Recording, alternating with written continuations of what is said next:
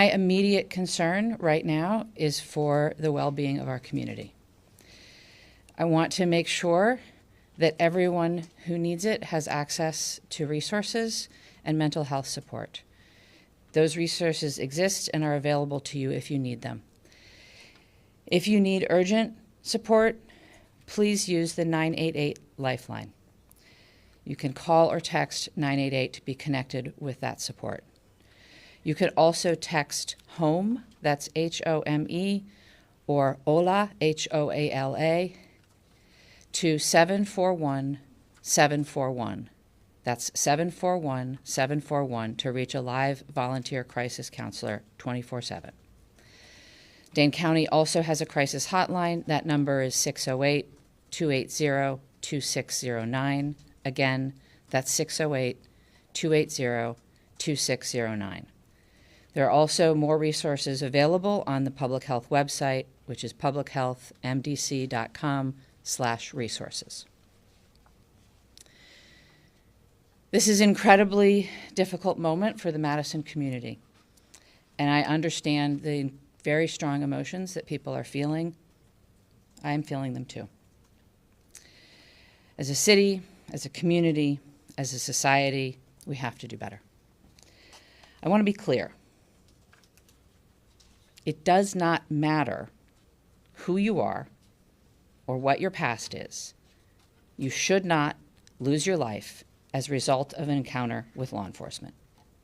That should not happen. Like many in our community today, I have a lot of questions and concerns about what happened yesterday. What decisions were made by officers that led to escalation instead of de-escalation?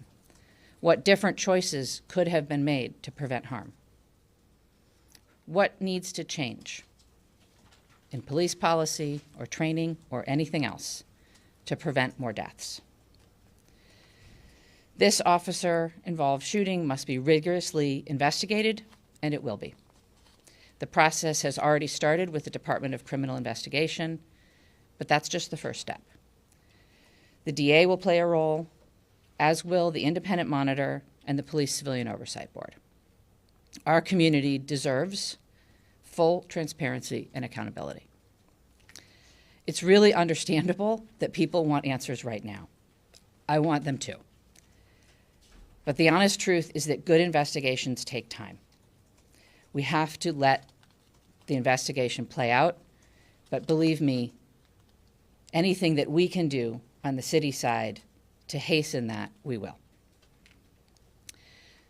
And beyond the formal investigation, I think there are questions that have to be answered.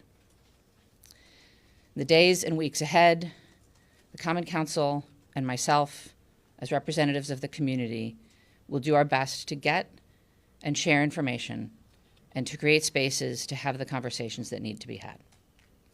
I'm going to let Council President Madison share more details about community listening sessions, but I also want to mention that there is a vigil tonight that's planned that I encourage people to attend if they feel so motivated. I also want to emphasize that the safety of the community is paramount right now. People have every right to peacefully protest, and I urge people to do that safely and to take care of themselves in the process. The city is working to help facilitate this. I'll close with this. Dr. Anthony of the Urban League said earlier today in their statement that public safety must truly include everyone. I quote that statement, "A just community must protect residents from violence and also protect them from unnecessary harm by the very systems entrusted with their safety. Public safety cannot be measured only by enforcement. It must also be measured by dignity, restraint, accountability, fairness, and the preservation of life," end quote. Madison should be a just community. We can be a just community. But we have work to do to truly be a just community. Now, I'll hand the podium to Council President Sabrina Madison. All righty. First of all, can you hear me okay? Thank you. All right, so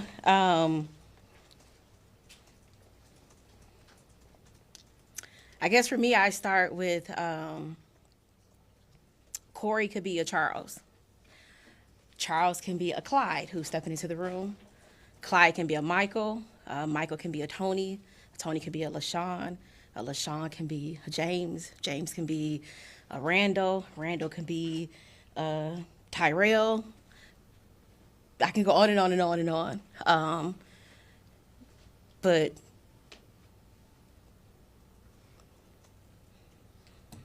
Corey could have been my brother because my brother is homeless. He often rides a bike when we meet up by the beacon. And Corey could have been a Charles. But speaking of Corey specifically, Corey has a family who loves him. I believe Corey has a child. Corey is a human being. Corey came from a mother who gave birth to him. Most of us likely came into the world through a traditional birth, likely. And so you imagine when you take this child home, you have all of these hopes for your kid. You hope they grow up to be astronauts, presidents, entrepreneurs, small business owners, community leaders. You have all of these hopes for your kids. And as your kids mature, you begin to, especially if you're raising a black child and a black male child, you have to have very difficult conversations. My son is 31, and I've had those difficult conversations, not just with my own son, but with my 3 brothers. So the conversations normally look like, don't go out by yourself alone. If the police stop you, you teach your kid all of these mechanics of what you need to do if you're stopped by the police. Make sure the police can see your hands. Pull over right away. Turn on all of your lights. All of these mechanics of just moving about the world, you sort of have to give this young black child all of these restrictions on how they move about the world versus this freedom that exists for white young men when you're raising white boys, for example.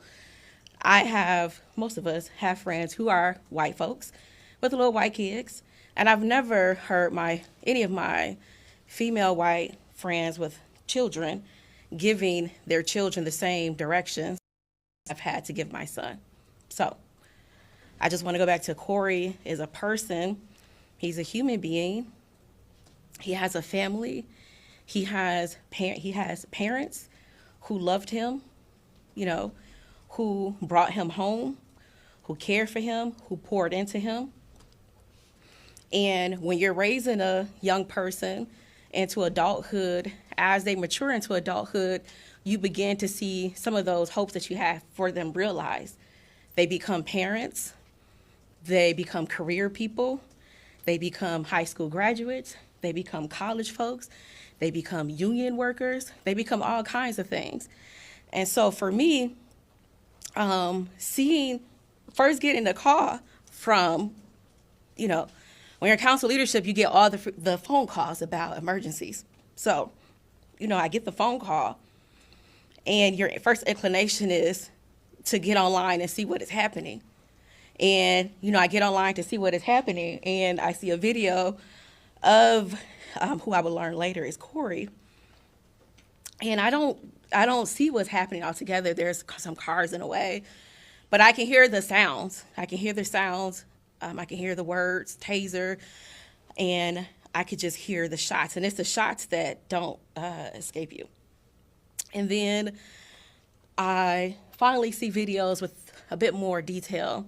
And I'm telling you, I'm like, my first thought is when the officer is walking away, why isn't he walking away in cuffs? That's my first thought. Because I'm looking at a Corey who can be a Charles, who can be a Clyde, who can be my son, and I'm angry. There's like no way around it. And while we know that there will be investigations and all of that, the thing for me is that his death is final. And for us who have lost loved ones and have grieved loved ones, or for some of us who may be taking a longer path to the passing of a loved one, it is a very difficult thing to experience. So my thoughts are with his family that nurtured him and poured into him, because they no longer have him, because his death is final. There's no coming back from death. So that's where my thoughts have been. I, of course, want an investigation that's comprehensive, that's complete, that's not bullshitting. You know, you want all of those things. And I don't want something that's like a 6-month process or a 9-month process. And we often hear that, you know, it can be a while. So I want to encourage everybody, not just, I want to encourage everybody that we should all be encouraging and pushing everyone part of the process. Push the Department of Criminal Investigations to investigate comprehensively and fairly and release information as soon as possible. We should be pushing and advocating for our district attorney to charge folks.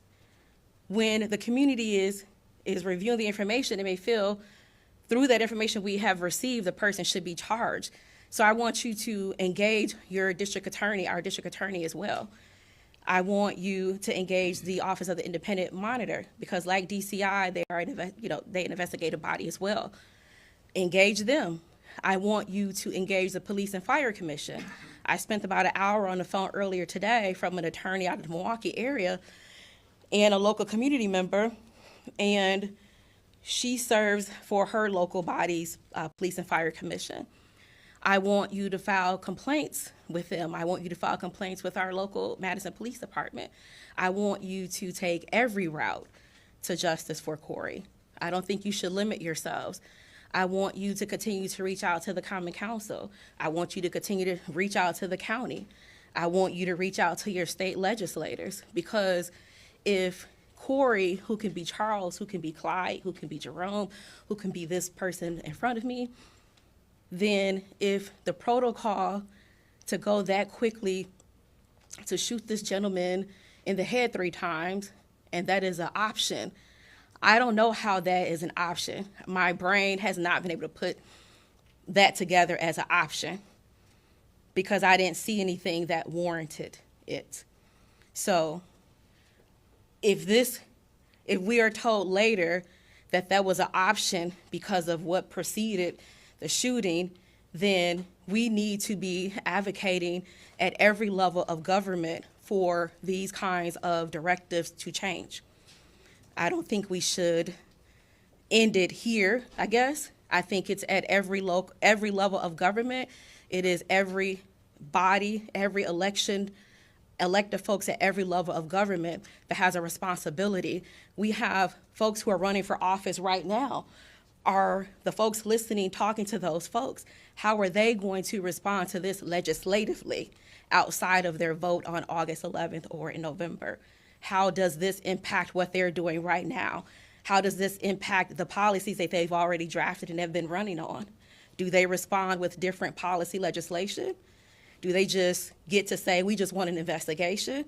Well, if they're elected, they have a responsibility to the voters to update legislation around our police and across the state. So the other thing I want to say is I've spent a considerable amount of years giving back into the community and making myself available in tons of spaces. And I'm mostly private, because mental health is not something that any of us should take lightly. And I want to implore, especially other alders, to use services available to us. I want to implore community members to access resources. My assumption is that Pastor Allen will share some of that. But the Behavioral Health Center from Dane County is a really great resource and a really great confidential resource. I've made a ton of referrals and have had positive successes with them over the years. The other thing I want to say about the listening session, we would have held that tonight, but overnight or at some point between last night and this morning, I learned that there's a vigil for Corey today at 5 o'clock, so that listening session will not happen tonight. I expect to have an update hopefully by Monday morning, because when you're reserving city spaces, there's some logistics that you need to work out first. So I expect to be able to give an update by Monday morning. But again, I just want to end by saying that, just as a reminder, that Corey has a family. The family poured into him, and Corey's family won't get to see his family's hopes and dreams for him. Like the things that we're all sitting here with, who likely for those of us who have still at least a one living parent, my mother still has hopes and dreams for me, you know. So his family doesn't get to see those things realized for him. And so I've had, 24 hours maybe to process it. But I guess I just want to say that is not this. The only thing I can say is that's not the option that we want available for us, if that makes sense. The option should be off the table. And if this option was, I don't believe it was an appropriate option to take. And my hope is that the investigation shows that it was not, and maybe it will, maybe it won't. But whatever the outcome is, I think all of us should be advocating for that option to be taken off the table and for training to be improved. And maybe we need to be changing our standards of what it looks like to know that you're fit to be in our community, serving our community, because too often we have a Corey. And too often we have a Corey that does not get to sort of, his parents don't get to see everything that they had for him realized. So that's all I have. And Chief Patterson. Thank you. Good afternoon. I know we have new folks in the room. I want to just introduce myself quick, but first, thank you, Mayor, and thank you, President Madison, for your comments. My name is John Patterson. I'm the Chief of Police of the Madison Police Department. I moved here in 1994. I've been a member of this community since then, and I've served our community for about a year now as your police chief, but I've served as a member of the department since 1998. I want to begin by speaking plainly. Yesterday, a young member of our community died after an encounter with one of our officers. He was in his 30s, and I know he had a family who cared for him, and I know he had a community who cared for him. His family is grieving today, and our entire community, I believe, is grieving alongside them. I don't want to rush past that fact to share with you what will come next. I want to take time to outline the process for all of you when a death occurs in any community in Wisconsin that involves police. This is an open and active homicide investigation right now. In accordance with state statute, long-standing practice, the Madison Police Department has called for a thorough and independent criminal investigation into yesterday's shooting. So at the request of us at the MPD, the Wisconsin Department of Justice Division of Criminal Investigation, or as has been called DCI by me and others in the past, they will lead this homicide investigation. As you know, DCI is a statewide agency. They have experience and expertise in these types of situations, that involve police and police shootings. So they are fully in charge of this investigation. DCI is fully in charge of this investigation. During these investigations, their agents quickly respond to the scene. They process it for evidence. They thoroughly document the scene. They analyze video that they can find, canvass for video. They interview witnesses. They create their own documents. DCI will also release the name of the officer who fired his firearm at some point in their investigation, and I sincerely hope that is soon. Once all of the facts and information have been gathered, DCI will then present it to the district attorney's office for that review and decision. So this process exists precisely so that no department in Wisconsin investigates itself and its own actions involving its community members. I'm not going to stand here today and render a verdict or an opinion about what the investigation will find, because I believe that will jeopardize what we all want, which is independence, an independent review. What I can promise you is that this department will cooperate fully with DCI, and we will not hide from any aspect of this investigation. So I've been thinking a lot today about a former chief who led this department for 21 years, David Cooper. So long before community policing was a phrase that people seem to use casually now, he built this department upon that conviction. He built it upon something he would plainly say, that you cannot do the job unless you have the support of your community. Years after he left office, he wrote something that I think this department has to sit with very honestly right now. He said that the use of physical force by police is a sacred and public trust. He also said that more than the force of department uses, the less trust and support it has from the people it serves. The more force we use, the less trust we have. That is the tension that we are living through right now in this city, and I can physically feel it. I also want to name something directly because I know the city has not forgotten about it and will not be silent about it.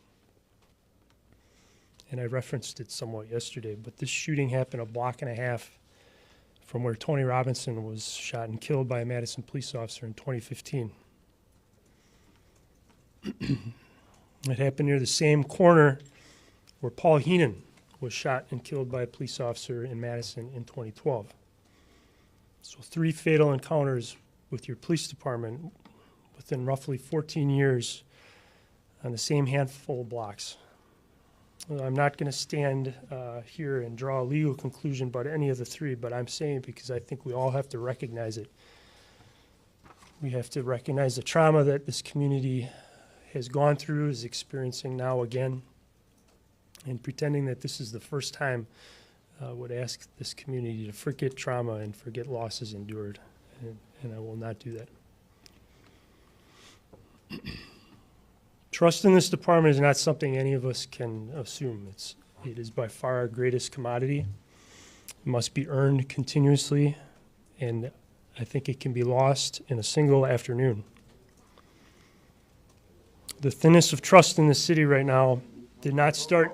No, we can shut this down. You can stop talking because we don't want to hear anything you've been saying. You're going to say the same thing you all say every time a black body gets shot down in this city. This is a corrupt city. That's right. Have no fear. The anti-Zionist is here. You understand me? You won't be able to talk today because I'm going to keep talking because I was born to talk my talk and walk my walk too. I told these young people back here on our way here that we have the power. Not that badge, not that weapon. We have the power. The city of Madison is corrupt. From the DA to the what's the name of this?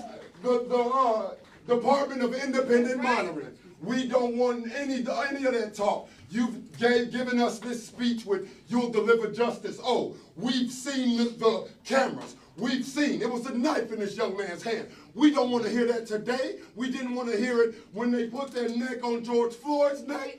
Their foot on George Floyd's neck, and we don't want to hear it today. What do you have to say about that? No. Oh, you don't get to talk, I said. Right.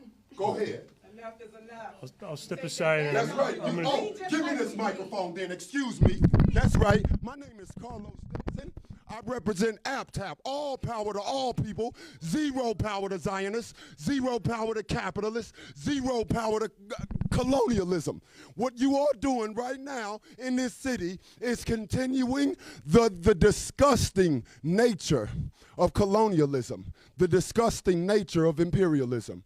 Look up the definition of imperialism. It's all within the policies, which means when these police officers come down on the street and they decide that they want to take And you the have been life watching a of live press conference in Madison, Wisconsin, where officers and community members and leaders have been talking about this recent officer-involved shooting that happened last night. As you saw there, a member of the community interrupted the press conference to voice his concerns of what he believes is happening in his city. But it was interesting to watch this press conference. It started with the mayor of Madison talking about how she is looking for full transparency and a thorough investigation in what occurred in this officer-involved shooting. And then following that was another community leader talking about the humanity of this suspect who was shot and killed by police. And then that gentleman that you saw step aside, that was the chief of police, John Patterson. He was describing how this investigation is going to be taken over by an organization called DCI, which is an independent investigating service that will fully take over the investigation into the officer-involved shooting, and they will present their findings to the DA.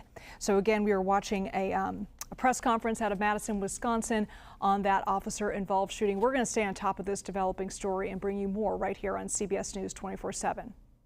All right, still ahead, we're tracking Tropical Storm Bertha taking aim at Texas. Meteorologist Jessica Birch is tracking the storm for us. That's next.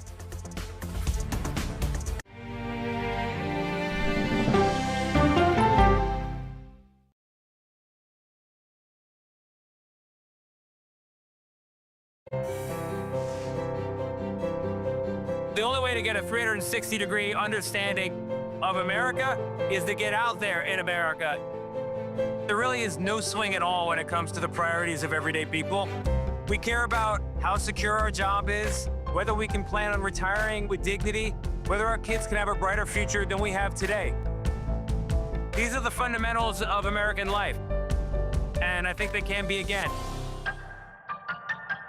Why doesn't he tell Republicans, come into my office, let's hammer this thing out? Margaret, it's a totally fair question. Politics isn't a game. Why are you opposed to this deployment? It's unconstitutional. Politics is about policy. I'm a voracious consumer of information, and I'm impatient. I don't like to be spun. To be moderator of Face the Nation means bringing the most powerful stakeholders to the table to become better informed.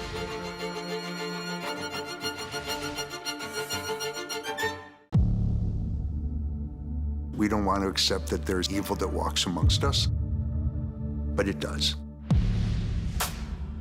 You know how when you meet somebody, you can't put your finger on it, but something's not right? You never know what anybody is capable of. I am a serial killer who's only killed once. Did you think when this goes public, this town's gonna be shocked? Absolutely. When you're dealing with a 30-year-old